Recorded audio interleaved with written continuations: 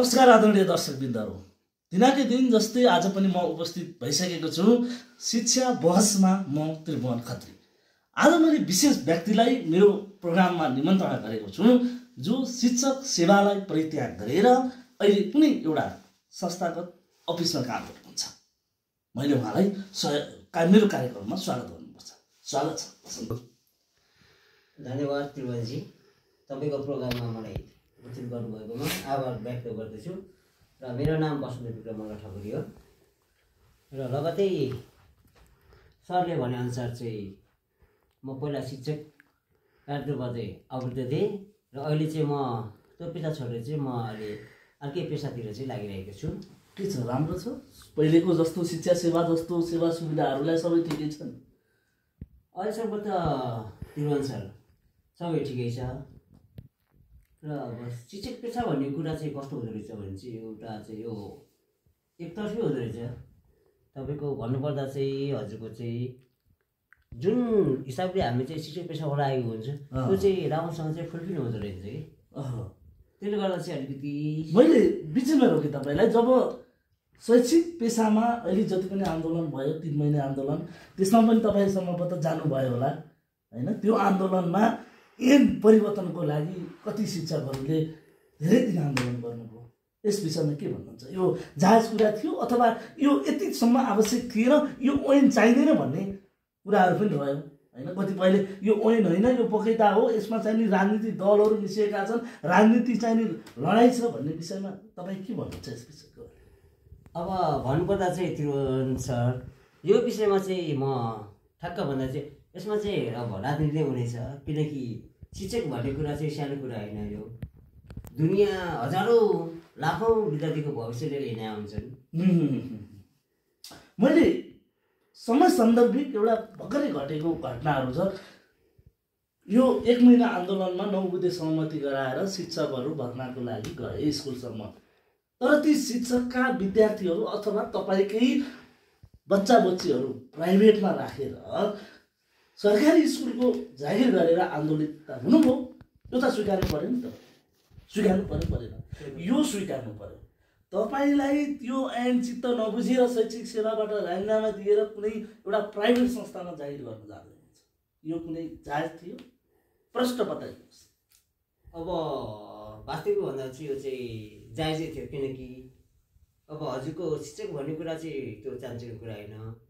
किनकि कणमा लेखेको हुन्छ कि शिक्षक भनेको नै के हुन्छ, हजुरको चाहिँ सेकेन्ड फादर भन्ने हुन्छ, सेकेन्ड प्यारेन्ट्स भन्ने हुन्छ। पहिलो भनेको हजुरको चाहिँ प्यारेन्ट्स चाहिँ हुन्छ होइन?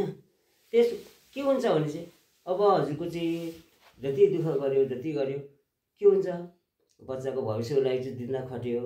अब हजुर हुन्छ अब स्यालेरी भन्यो भने के हुन्छ, त्यो स्यालेरी भन्यो भने चाहिँ हजुरको फोहोर उठाउनेको पनि हुँदैन। मैले एक्ज्याक्ट उयो सोध्दैछु वसन्तजी, शैक्षिक सेवामा धेरै लामो समयसम्म बिताइसक्नुभयो। तपाईँले यस्तो एउटा शिक्षक सेवालाई परित्याग गरेर संस्थागत रूपमा पैसाको प्रलोभनमा जानुभयो। केमा चित्त बुझेन र तपाईँले शिक्षक सेवालाई परित्याग गर्नुभयो? प्रश्न यहाँनिर छ। यो मेरो मात्र प्रश्न होइन, मेरा भगवान रूपी दर्शकहरूको प्रश्न यहाँ छ। शिक्षक सेवा परित्याग गर्नुको मुख्य कारण के हो? मलाई यति प्रश्न भन्नुहोस्।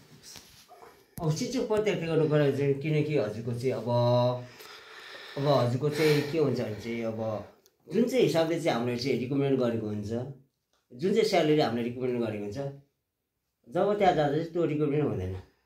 स्यालेरीमा जोडिनु भयो? स्यालेरीमा जोड। तपाईँलाई अस्ति मैले बानेश्वरमा आन्दोलन गर्दाखेरि किन जानु? त्यहाँ जानुको तात्पर्य त के? प्रश्न बताइदिनुहोस्, आत्तिनु पर्दैन।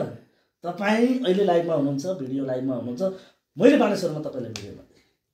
अब हजुर आत्तिने कुरै हुँदैन नि यसमा। शिक्षक सेवा किन छोड्नु?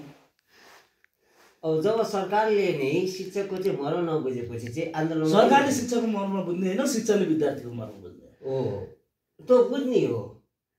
तब अब जब चाहिँ शिक्षकको चाहिँ जुन चाहिँ एउटा लेभल हुन्छ त्यो लेभलको हिसाबको चाहिँ उसको हुँदैन भनेपछि चाहिँ कसरी चाहिँ उत्रिँदैन त? त्रिभुवन सर, अझै मेरो ठाउँमा हजुर भयो भने हजुरले चाहिँ के गर्नुहुन्थ्यो? ल हजुरले चाहिँ लगभग हजुरले चाहिँ 10सम्म हजुरले चाहिँ 10 स्ट्यान्डर्डलाई हजुरले चाहिँ स्टडी गर्नुहुन्छ। अब हजुर 10 स्ट्यान्डर्ड हजुरले चाहिँ हजुरको 8-9 हजार दिएपछि हजुर चाहिँ कुन हिसाबले चाहिँ हजुरले चाहिँ स्टडी गर्नुहुन्छ? तपाईँहरूलाई तलब कम भयो, तलबै कम भयो। ऐन परिवर्तन गर्न आउनु भयो होइन, शैक्षिक स्थलहरू चेन्ज आधुनिकता ल्याउन खोज्नु भयो होइन, पढ्ने शैली परिवर्तन गर्न खोज्नु भयो होइन, पुस्तक परिवर्तन गर्न खोज्नु भयो होइन। एउटा तलबको भरमा चाहिँ आन्दोलनमा तपाईँ किन हुम्सिनुभयो? भोलि त स्कुलमा अवसर आयो भने त बसन्त मल्ल ठकुरले गएर सरकारी स्कुलमा पढाउन सक्ने रहेछ भन्ने कुरा प्रमाणित भयो भएन? यही हो। त्यो गलत छ। एक किसिमले मैले रोकेँ त्यसमा, त्यो गलत छ। हाम्रो शिक्षा बसमा उपस्थित हुनुभयो, हाम्रो निमन्त्रणालाई सस्वीकार पालना गरेर हाम्रो शिक्षा बस कार्यक्रममा आउनुभयो। मल्लजी विशेष धन्यवाद, आभार प्रकट गर्न चाहे। जे जस्तो छ जस्तो अवस्थामा हामी आयौँ, आफ्ना भनाइहरू राख्न पाइन्छ। हस्त तपाईँहरूको दिन पनि शुभ रहोस्, शिक्षा प्रणाली राम्रो होस्, हामी यही चाहन्छौँ। समय दिनुभयो, धन्यवाद। धन्यवाद त्रिभुवन सर। तर म त्रिभुवन सर तपाईँले मलाई बोलाउनु हो, म पनि धेरै आभार व्यक्त छु। किनकि म आएको किन भन्दा चाहिँ तपाईँको समक्ष आएपछि चाहिँ मैले दुनियाँलाई चाहिँ एउटा नयाँ जागृत बनाऊ भनेर। किनकि शिक्षक भनेको एउटा यस्तो व्यक्ति हो कि जसले चाहिँ दुनियाँ थानेको हुन्छ, दुनियाँको भविष्य लिएर। तर चाहिँ जब चाहिँ शिक्षकै पीडित हुन्छ भने चाहिँ कसरी दुनियाँ जान्छ? एकदमै सरजी हो। किन आयो भने चाहिँ मैले गर्दा चाहिँ तपाईँको मार्फत गर्दा चाहिँ दुनियाँलाई चाहिँ म्यासेज जाओस् भन्ने हिसाबले चाहिँ म आएको हो। तर चाहिँ त्यो म्यासेजको चाहिँ तपाईँले चाहिँ घरको चाहिँ के गरिदिनु पऱ्यो, युटिलाइज गरिदिनु पऱ्यो। त्यति नै छ, अरू मेरो भन्नु केही पनि छैन। अब केही राम्रो नराम्रो के हाम्रो बस भयो त्यो भन्ने कुरा चाहिँ अब त्यो भइरहेको छ, त्यसको लागि क्षमा प्रति पाऊँ होइन। तर केही छैन, आए खुसी। समय दिनुभयो, धेरै धेरै सेवालाई कन्टिन्यू गर्नु होला। सर्वप्रथम शिक्षा सेवा नै राम्रो हुन्छ।